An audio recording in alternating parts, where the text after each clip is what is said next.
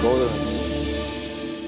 Buongiorno telespettatori di Tele4, benvenuti all'anteprima del nostro telegiornale. Quest'oggi siamo in compagnia di Marianna Cerboni, critico d'arte, nostra amica per certi aspetti perché è sempre piacevolmente nostra ospite, con la quale però oggi non parliamo tanto di mostre, magari poi accenneremo a qualche cosa, però volevamo parlare di una figura, la figura di Ruggero Melan, che è scomparso in tempi recenti e che, come dire, per certi aspetti inquadra quelle figure che ogni tanto, di cui ogni tanto si parla, forse meno di quanto si dovrebbe, perché stiamo parlando di un funzionario dell'Unione Europea o comunque un funzionario di una commissione europea, di un presidente dei Giuliani nel mondo e anche di un artista, quindi un personaggio non troppo anomalo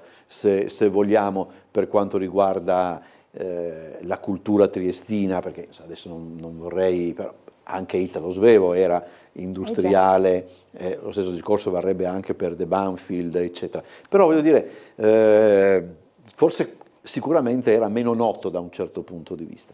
Tu come l'hai conosciuto? Io l'ho conosciuto alla fine degli anni 90 come in qualità di artista, perché lui aveva organizzato nella una sede magnifica dell'Avenue Louise a Bruxelles, la Tour Generali, la torre delle Generali. Al piano terra c'era una magnifica sede espositiva e lui aveva invitato vari artisti triestini, fra cui me, che non mi conosceva ancora, insomma, direttamente, a fare una mostra, una collettiva, eravamo in 6-7. In che anni, scusa? Fine anni 90. Okay. E siamo stati là un mese in questa stupenda città di cui poi io mi sono innamorata, ma questo è un altro discorso. E così io, quando sono arrivata a Bruxelles, accompagnata tra l'altro da una mia amica triestina, Kiki Paschi, arriviamo e all'inaugurazione quasi direttamente in questa sede meravigliosa con un cocktail pazzesco, non so se erano state 800 persone, elegantissime, tutto un... Ecco, e lì aveva organizzato tutto lui con le sue conoscenze, perché era, oltre a essere un gran gentiluomo, era anche un uomo di mondo, che aveva tante conoscenze, tanti rapporti, eccetera, proprio a livello culturale, diplomatico, perché era un uomo che sapeva stare al mondo, ecco, con grande eleganza. E così dopo siamo stati un mese a Bruxelles e c'era anche la sorella, che è Maria Melan, architetto e pittrice anche lei, e insieme a tutti questi artisti siamo stati molto presenti in questa mostra, che ha avuto notevole successo, e poi insomma abbiamo fatto anche un po' una vita un po' bohemienne, la sera a casa dell'uno dell'altro. Poi Ruggero Melan era stato così intelligente da ognuno di noi era ospitato da qualche suo amico triestino o italiano o di altre parti dell'Italia a Bruxelles, e quindi si era creata questa sorta di quasi cenacolo, adesso magari cenacolo o alla triestina clappa artistica, diciamo, e così insomma abbiamo passato un mese abbondante di arte e di bellissima vita a Bruxelles. Poi lui ci ha fatto anche conoscere i dintorni, ecco, e devo dire che ho subito percepito, per quanto mi riguarda, ho avuto la sensazione di un uomo d'eccezione, perché non è facile creare un ambiente di tale risonanza, un'inaugurazione così importante con ambasciatori, consoli e gente, insomma personaggi di alto livello, e poi tenere alta la mostra per tutto questo lungo periodo. Quindi è incominciata una frequentazione. Sì.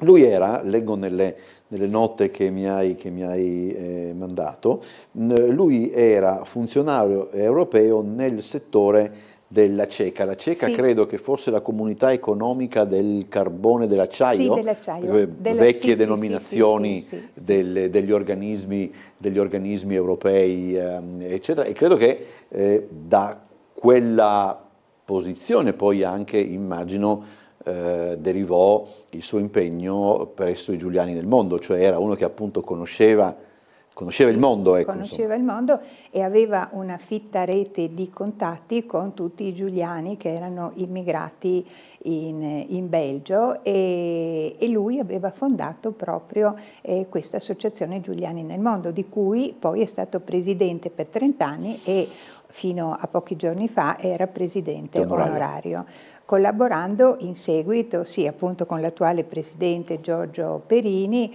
con il presidente di quegli anni Dario Rinaldi e poi con il presidente Dario Locchi, che sono tre figure, tre amici che sono stati anche molto importanti per, Giorgio Perini lo è ancora, per questa divulgazione dell'arte, della cultura e della storia giuliana all'estero, e Ruggero Melan è stato proprio uno dei fautori e dei protagonisti di questa divulgazione, avendo questo forte senso europeista fin dall'inizio. Lui era nato a Trieste, no? Sì, nel 1929. 29, beh, quindi insomma... ha vissuto molto. Ha vissuto molto. Senti, l'aspetto artistico dove lo colloca invece? E l'aspetto artistico, lui a un certo punto della sua vita, negli anni 90, penso proprio nel 1990, comincia a dipingere e ad esporre, sempre partendo come motivo ispiratore dall'acciaio. Infatti lui faceva queste composizioni di base metallica che poi colorava variamente. Devo dire che erano delle esplosioni di materia e di colore molto personali e interessanti, tant'è che poi nel corso del tempo lui si è creato tutta una rete di collezionisti, diciamo a livello europeo, date anche le sue relazioni, che apprezzavano queste opere e le acquistavano anche. Lui seguiva delle scuole particolari, eccetera, era un autodidatta nel senso stretto del termine, oppure comunque, probabilmente anche forse grazie alle sue conoscenze, come dire, masticava qualche cosa, insomma? Ma istintivo era, sì, la sua pittura è una pittura istintiva, era autodidatta, era un uomo molto libero, diciamo nel senso migliore delle parole, quindi anche nell'arte è stato... Questo io la vedo, la sua arte, come una forma di libertà. Certo è che l'ambiente di alto livello, no, culturale, economico, eccetera, europeo, i lunghi viaggi che aveva fatto in tutto il mondo, eccetera, tutto questo ha naturalmente aumentato la sua sensibilità artistica, che era già in lui profonda.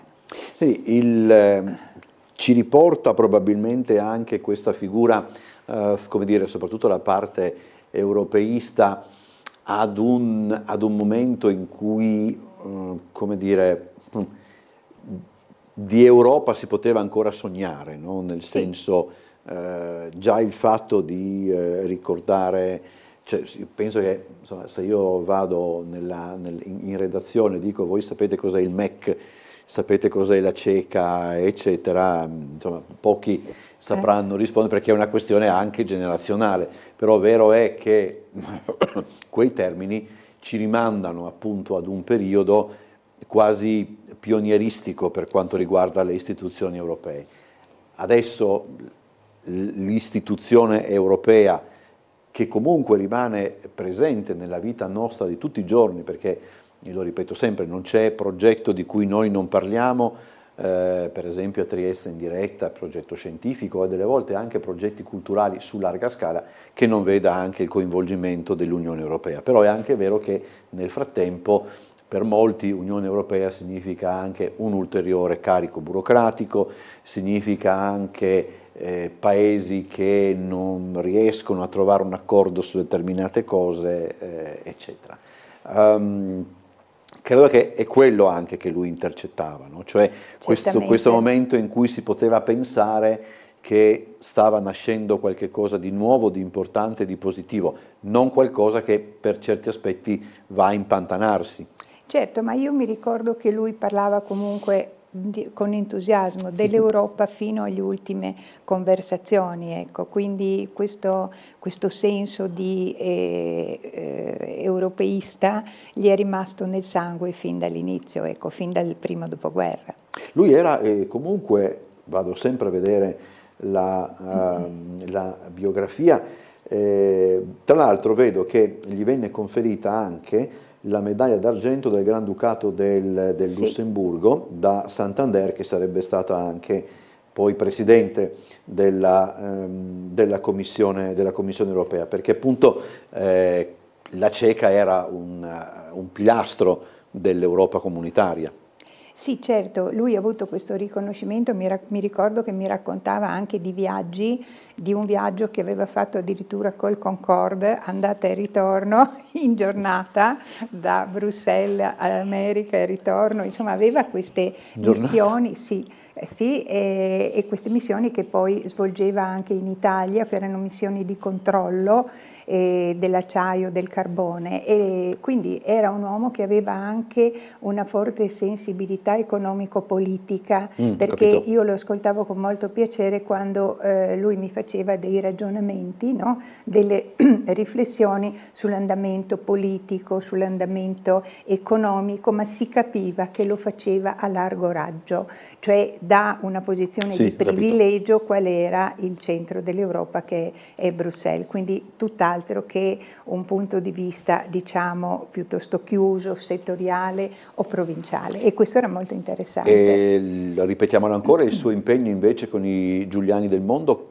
era anche caratterizzato probabilmente proprio da questa capacità di recepire varie istanze che gli derivavano, immagino, proprio dall'aver conosciuto tante realtà. Certo, con i Giuliani nel Mondo ha fatto, e anche con me, insomma, ha fatto un sacco di manifestazioni artistiche, culturali e musicali di alto livello che hanno avuto grandissimo successo. Per esempio, mi ricordo che alla fine degli anni 90 la prima grande iniziativa che aveva fatto insieme a me, quindi è stata una grande mostra di Carrà, di Ugo Carrà, con anche un concerto all'inaugurazione, che all'epoca, insomma, musica, Sì, luce, era ancora un po' avveniristico, e del maestro Stefano Casaccia, che era venuto appositamente a Bruxelles, e poi anche queste proiezioni alla Galerie Bortier, che è tuttora un palazzo settecentesco bellissimo vicino alla stazione di Bruxelles,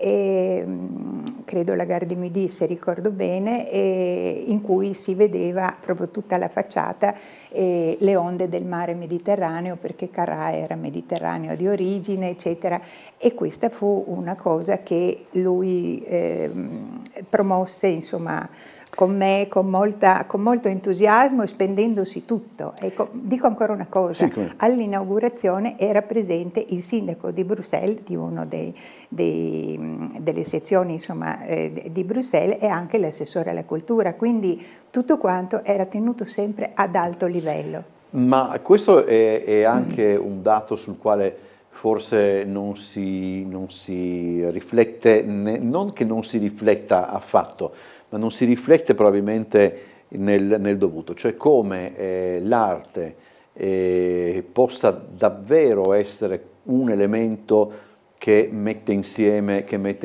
le genti a questo punto, a maggior ragione se praticato da una persona che per altri versi capiva anche quanto l'economia, o una certa economia, poteva mettere d'accordo le genti. Cioè, forse ci sarebbe bisogno di più persone di questo genere per venire fuori, ripeto, dal pantano in cui non solamente l'Europa per certi aspetti, ma l'Europa forse di più si è un pantano in cui l'Europa si è ficcata, ecco, insomma. Sì, certamente, oltretutto lui era un uomo molto raffinato, proprio in tutte le espressioni della sua vita, e quindi coglieva l'essenza, no? Le situazioni giuste, l'arte, la musica, anche unite insieme in una liaison, capiva quanto era importante proprio quello che stai dicendo tu, cioè come l'arte e la cultura possono unire, tant'è che queste manifestazioni erano sempre frequentate da gente di tutti i paesi. Sì, cioè certo. non era una cosa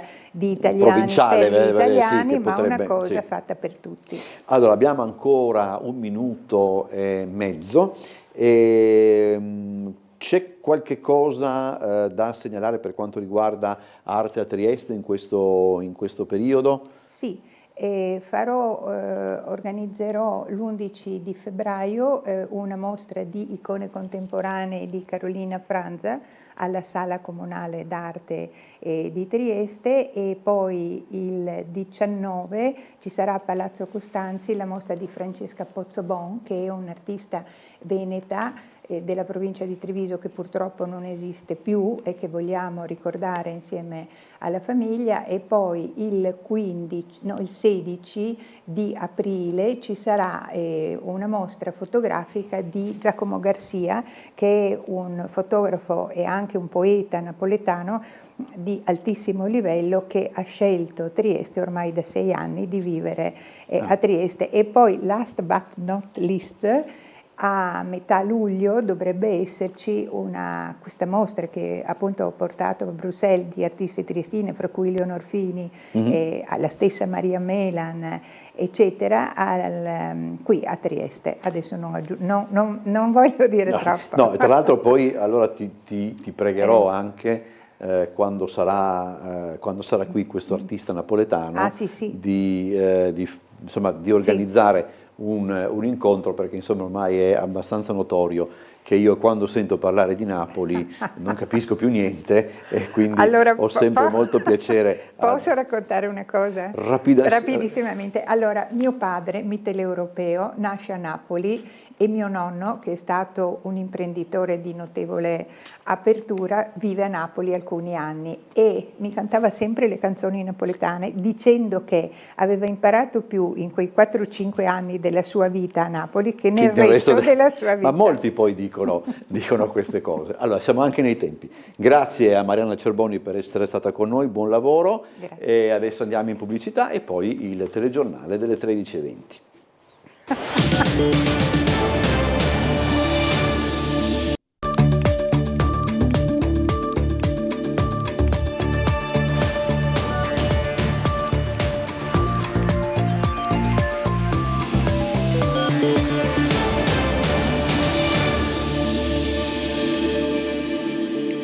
Buongiorno telespettatori di Tele4, benvenuti a questa edizione del nostro telegiornale. Iniziamo ancora una volta con la cronaca, con il video shock del pestaggio del 24enne marocchino aggredito ed accoltellato da un gruppo di giovani, pare di origine pakistana. Vi proponiamo un documento filmato di quanto accaduto sabato sera in via Foscolo, assieme all'accorato appello alla vigilanza e alla dotazione di telecamere di un esercente della zona vicina a Piazza Garibaldi, cuore del provvedimento delle zone rosse un anno fa.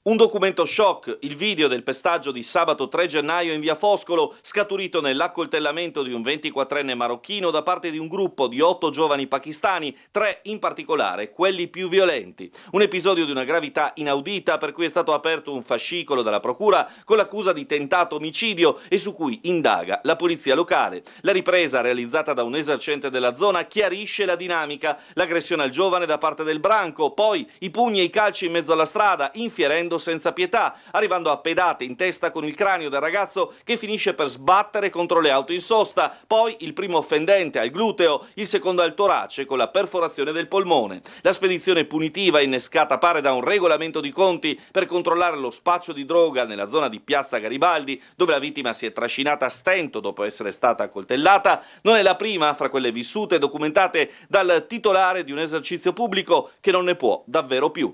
La situazione ovviamente è molto brutta, soprattutto noi abbiamo delle attività in via Foscolo ma anche in Piazza Garibaldi, quindi diciamo la mia situazione in questo momento è di preoccupazione allarmante, nel senso che succedono delle cose anche nel pomeriggio, alle 6 del pomeriggio, non a tarda notte, dove ci sono anche dei ragazzi che girano in modo diciamo ambiguo, girano più volte, si fanno la posta, si attendono tra i vari angoli delle case e poi succedono stritte che alle volte scoppiano anche in feriti e quant'altro. L'ennesima richiesta è ovviamente quella di un presidio delle forze dell'ordine in zona, non con pattuglie ferme in piazza come in occasione della zona rossa, ma con una ronda notturna capillare. Poi l'appello ai colleghi esercenti e negozianti a dotarsi di telecamere di videosorveglianza, grazie anche ai bandi in materia ancora aperti. Che mi risulta ci siano ancora dei bandi attivi, se non sbaglio, per quest'anno, per cercare un po' di sorvegliare le nostre aziende, le nostre vie in modo tale da cercare di dare più possibile alle forze dell'ordine, diciamo, gli elementi per circoscrivere questi atti che sono sempre più frequenti. C'è stato un violento incidente stradale questa mattina all'incrocio fra via Carnaro e via Brigata Casale. 7 le persone coinvolte, fortunatamente nessuno in gravi condizioni, auto distrutte e traffico in tilt. I danni riportati dalle 2 automobili che si sono schiantate questa mattina attorno alle 9:45 all'incrocio tra via Carnaro e via Brigata Casale portano a immaginare un bilancio ben più grave in termini di feriti rispetto a quanto poi risultato. 7 le persone coinvolte complessivamente, 4 in un'auto, una famiglia con padre, madre e 2 gemellini piccoli, 3 nell'altra, con una coppia e un bambino. I feriti, come detto, non sono gravi, ma sono stati assistiti dalle ambulanze giunte sul posto. La dinamica è da ricondurre probabilmente a una mancata precedenza in un incrocio che in più occasioni è stato teatro di incidenti simili. I mezzi coinvolti sono 2 utilitarie con targa italiana, andate completamente distrutte nel violento scontro. Oltre al 118 per la presa in cura delle persone coinvolte, sul posto sono arrivati anche i vigili del fuoco e la polizia locale, che oltre ai rilievi ha anche regolato la viabilità, che ha risentito principalmente per chi impegnava via Brigata Casale. Quel tratto di fatti è stato interdetto, molte auto hanno fatto inversione, ma i tir che sopraggiungevano si sono dovuti fermare in mezzo alla strada. Su via Carnaro solo rallentamenti, con la possibilità di percorrere l'arteria stradale nell'unica corsia rimasta fruibile. I danni sono stati, come detto, ingenti, detriti di ogni tipo sparsi al suolo, tra specchietti, fanali e parti di carrozzeria. Tanta la paura di chi era a bordo. Uno dei guidatori, a colloquio con la polizia locale per la dinamica e i rilievi del sinistro, si è poi acceso una sigaretta e nervosamente ha ammesso ai cronisti: ci è tutto sommato andata bene, poteva finire molto peggio. Dopo la bufera dell'Epifania e il rischio gelate, nella notte è arrivato il picco del freddo. A Trieste, a seconda dell'altezza sul mare dei vari rioni, la colonnina di mercurio si raggirava fra i -1 e i -3 gradi. A Basovizza stamani il termometro segnava 9 gradi sotto lo zero, -10 al valico di Pese. Temperature tipicamente montane sul Carso triestino. 8 minuti dopo le 8 a Basovizza e siamo a quota -9 gradi centigradi, 9 gradi sotto lo zero, ed in alcune frazioni più interne si è toccata anche la doppia cifra in negativo. Questo chiaramente è il risultato di 3 giorni di freddo e gelo sul territorio triestino. Sul Carso abbiamo documentato la neve nelle zone in cui è caduta in modo più abbondante. Oggi tutto è rientrato nella normalità dal punto di vista delle scuole aperte, dal punto di vista del suolo, con un'operazione spargisale, spazzaneve in tutto il territorio provinciale veramente importante, che consente di circolare sostanzialmente dappertutto.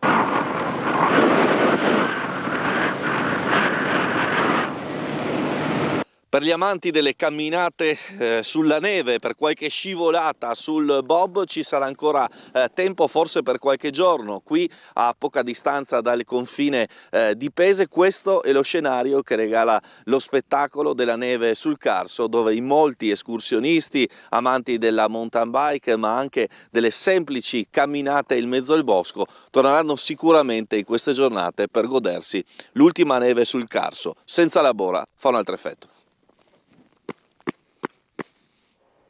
Allora, previsioni meteo per i prossimi giorni, un meteo le cui previsioni cambiano con una certa repentinità. Non so se esiste il vocabolo, chiedo scusa per averlo coniato in diretta, ma vediamo, è pronto il servizio. Abbiamo passato una nottata fredda, erano parecchi anni che non faceva così freddo. Pensate che siamo scesi in montagna fino a -20, a Fusine nel Tarvisiano, -15 in diverse località, e freddo anche sulla costa, -1 a Trieste in città stamattina, -2 a Monfalcone, Grado e Lignano, e temperature molto basse anche in periferia. A Trieste siamo scesi a -7, a Catinara e meno 10 tra Basovizza e Paladiciano. La prossima notte non farà più così tanto freddo come la precedente. Breve tregua da gelo e neve. Già da domani nuove precipitazioni potrebbero presentarsi sul Carso, dove il pericolo maggiore potrebbe però essere il ghiaccio. E questo è il quadro in rapida evoluzione che si prospetta nel meteo dei prossimi giorni, secondo gli esperti dell'ARPA. Arriva un fronte collegato a una nuova depressione atlantica, è un fronte piuttosto debole, che però ci porterà a un aumento della nuvolosità già a partire dal pomeriggio e dalla serata, e domani ci aspettiamo anche qualche debole precipitazione. Non dovrebbe esserci neve sulla costa in questa occasione, visto il lieve incremento delle temperature, però è possibile che qualche debole nevicata già intorno ai 300-400 metri di quota sia visibile. Il problema per domani potrebbe essere rappresentato piuttosto anche dalla formazione di un po' di ghiaccio, questo sia sul Carso che anche sulle zone diciamo un po' più interne della pianura. Cambiamenti repentini che rendono le previsioni per il fine settimana particolarmente incerte. La costante dovrebbe però essere il freddo, con le temperature nuovamente in picchiata. Abbiamo ancora correnti piuttosto fredde in quota che sopraggiungeranno sabato, quindi c'è un po' di incertezza per la giornata di sabato, direi di base un cielo variabile, quindi avremo delle schiarite ma anche presenza di nuvole. C'è la possibilità di qualche rovescio molto bassa, andrà meglio domenica, però si instaurano nuovamente correnti da nord piuttosto sostenute in quota e anche più fredde, quindi ci apprestiamo ad avere poi l'inizio della prossima settimana, sembrerebbe tempo abbastanza stabile, potremo scendere nuovamente sotto zero praticamente su tutta la regione.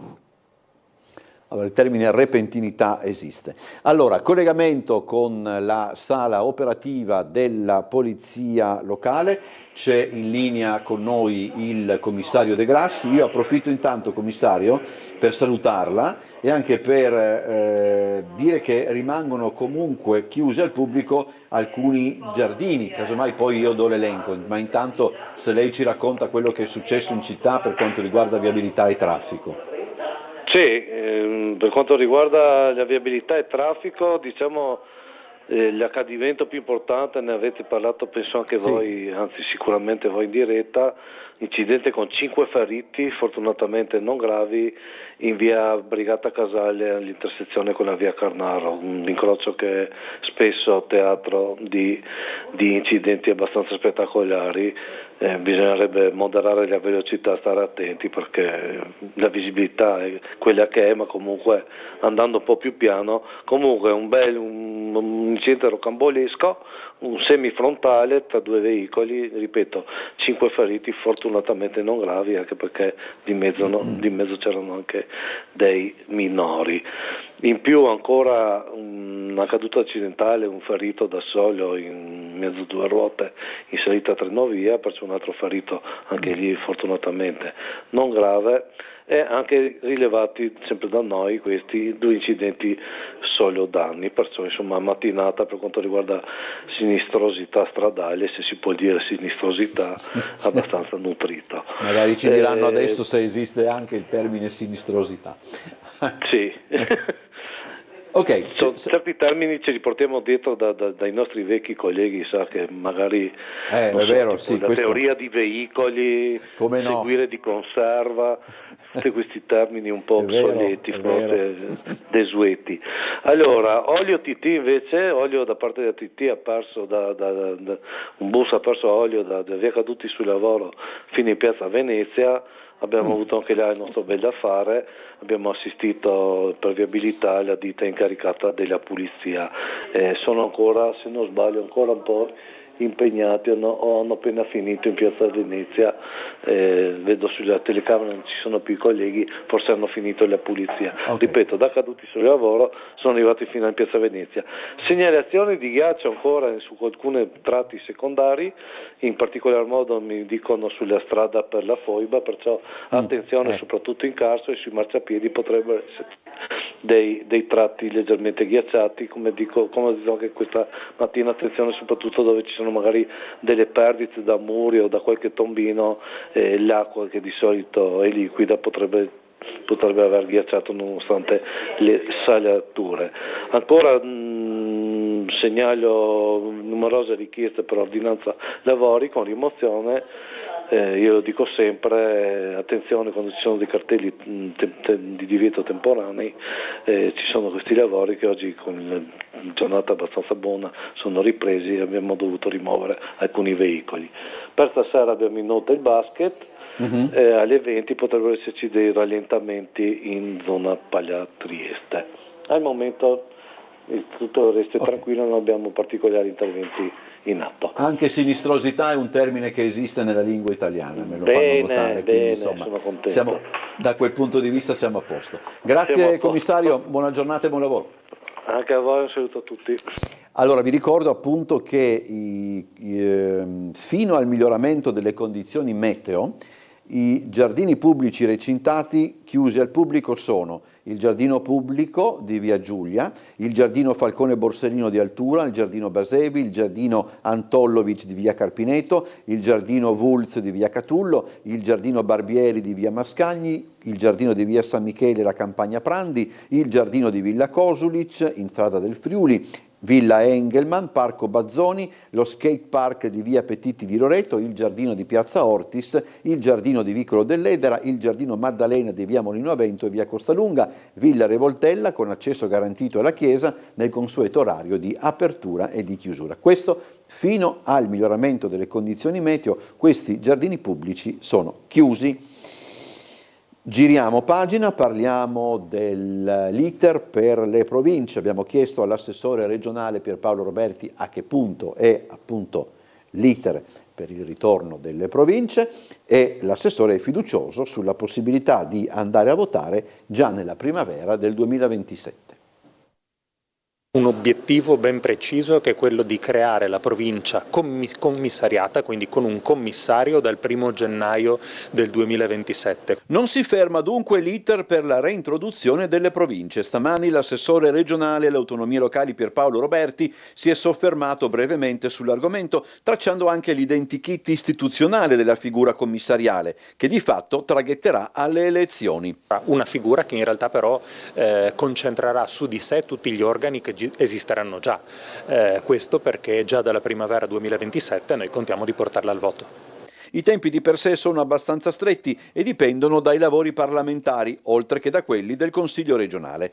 Stiamo aspettando la calendarizzazione per l'ultimo passaggio al Senato, dopodiché questo sarà l'anno in cui arriveranno in Consiglio regionale tutte le varie norme. Noi crediamo che entro il mese di gennaio verrà calendarizzato questo passaggio dopo la pausa dovuta all'approvazione della finanziaria. Sia come sia, sottolinea ancora l'assessore, il lavoro che poi spetterà all'Aula sarà certamente impegnativo, ma dovrebbe appunto concludersi in tempi relativamente brevi. Ci saranno le norme che istituiranno il nuovo ente, quelle che regoleranno le elezioni, quelle che creeranno il commissariamento e quelle che attribuiranno le funzioni e le risorse per poter svolgere i servizi a carico dei cittadini, quindi sarà un 2026 molto intenso.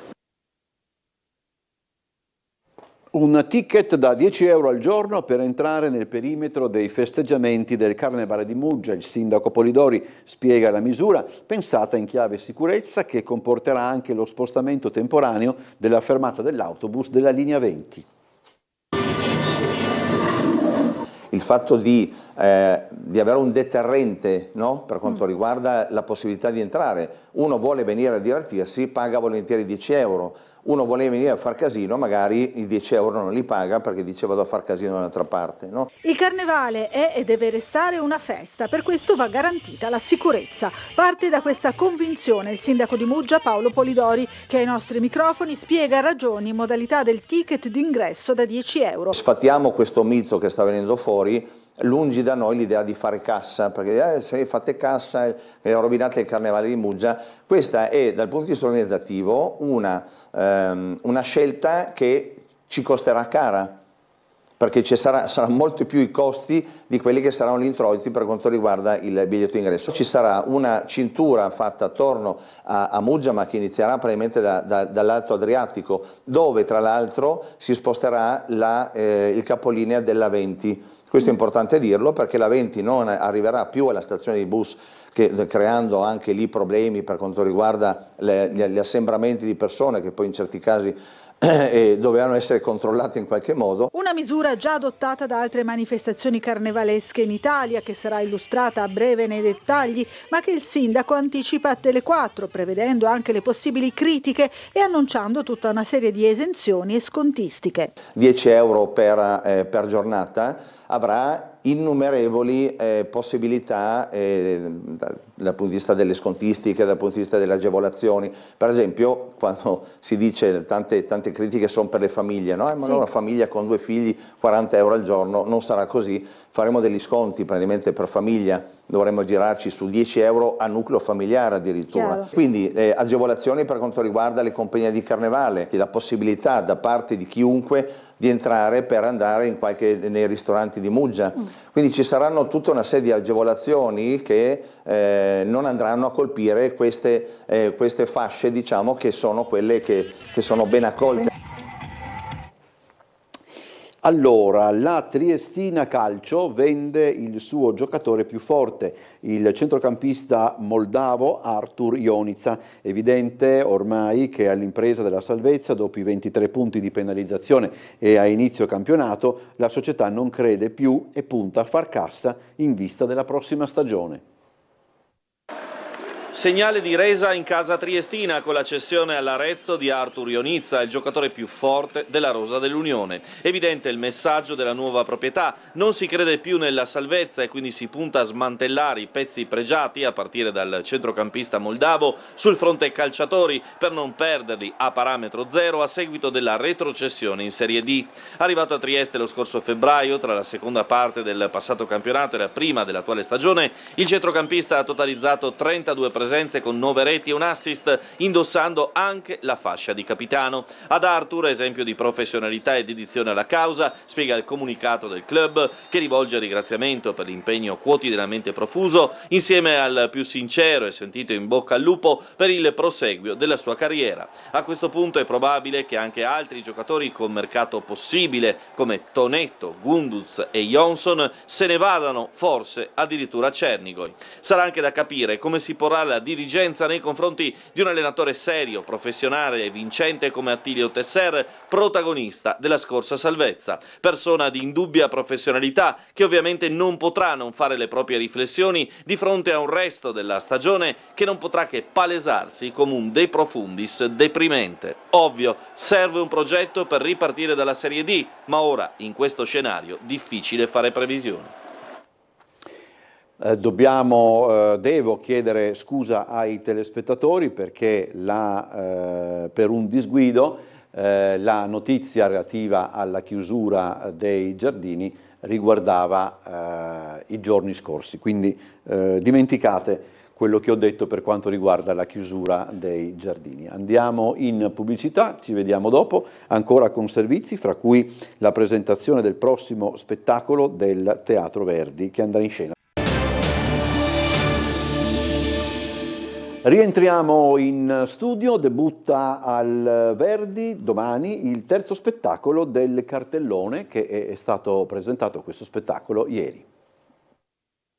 Riprendiamo il 2026 con un balletto ospite, provengono dal Teatro dell'Opera, quindi uno dei principali corpi di ballo italiani, e con un programma molto interessante e soprattutto con delle étoile di primo livello. Il sovrintendente del Teatro Verdi Giuliano Polo così sintetizza il terzo spettacolo del Cartellone della stagione presentato ieri, un balletto dunque, o per meglio dire 4 quadri differenti che si caratterizzano non solo per l'estrema diversità di temi e logicamente toni, ma anche per quello che si annuncia a più gradi come una sorta di trionfo dell'eleganza. A curare infatti i costumi sono le sartorie Saint Laurent, Biagiotti e Van Valsum. Non bastasse, sul palcoscenico si potrà ammirare una compagnia capitanata da un étoile che è sinonimo stesso di grazia ed eleganza. È una grande serata, uno speciale, un gala con alcuni brani e la fantastica presenza del corpo di ballo del Teatro dell'Opera di Roma e la presenza di Leonora Bagnato, che è una étoile nota, molto nota di livello internazionale, che è anche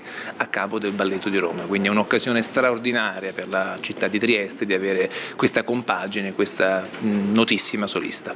La serata Petit Wildon Pastor proporrà i balletti La Rose Malade su musica di Mahler, Within the Golden Hour sulle note di Ezio Bosso, Les Combats des Anges di Fauré e il Bolero di Ravel. Eleonora Bagnato sarà la protagonista del brano di apertura. A dirigere l'orchestra l'inglese David Garforth, bacchetta di riferimento della danza internazionale. Lo spettacolo, che porta a Trieste in regione per la prima volta la compagine diretta dalla Bagnato, andrà in scena venerdì 9 gennaio alle 20 in prima. Attenzione agli orari delle repliche: sabato 10 gennaio alle 15 alle 20, domenica 11 gennaio alle 16, martedì 13 gennaio alle 15 e alle 20.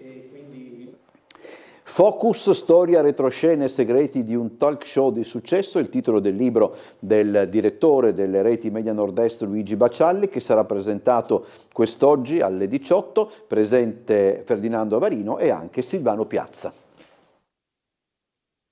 Direttore, quasi 20 anni di Focus, un libro che ne ripercorre la storia anche per valorizzare l'importanza dei talk show come confronto diretto. Questo è uno dei motivi per i quali ho deciso di raccontare un po' la storia dei dibattiti televisivi, ovviamente del Nord-Est e in particolare sulle nostre emittenti, cioè la possibilità di avere ospiti che si confrontano e spesso si scontrano, senza però possibilità di tagli, mediazioni, ritardi nella messa in onda, quel che succede per esempio sui social, dove ci sono confronti raccapriccianti a volte, non sono mai diretti perché c'è qualcuno, nella peggiore delle ipotesi, che insulta l'altro e l'altro risponde in maniera altrettanto magari triviale, ma 3 giorni dopo. Poi ci sono anche ovviamente comunicazioni molto più civili anche sui social, ma c'è sempre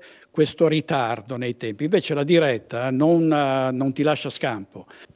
Tanti aneddoti, tantissimi in questi anni, è la storia anche di un gruppo importante. È il frutto di un lavoro di squadra, quindi giornalisti, tecnici che non compaiono, servizi che mandiamo in onda, tecnici che si occupano anche non soltanto diciamo della parte tecnica vera e propria, ma che per esempio devono anche mandare in onda i messaggi e con un solo regista, io lo metto sempre in evidenza. Noi abbiamo un regista straordinario e sono tanti i nostri registi, ma lavorano una sola volta, c'è un solo regista la sera nei nostri talk che controlla 8 telecamere e poi c'è il conduttore che fa il suo mestiere. Non c'è bisogno di autori. La realtà del talk è quella proprio di un prodotto che è fatto sul momento. No, il cardine dei nostri talk sono gli ospiti ai quali noi chiediamo di dire la loro in maniera molto aperta e senza mordacchie, senza censure, senza bavagli. Cioè quel che avviene qui è quello che non sempre in televisione si vede. C'è un appuntamento anche alle 17:30 all'Hotel Savoia per i cenacoli del Museo del Caffè. Marino Petracco parlerà del caffè nella o con la musica. Chiudiamo con il presepe, vi facciamo vedere, chiedo scusa, il presepio animato con cabinovia, trenino, Luna Park e pista di hockey su ghiaccio di Fabio e Annalisa.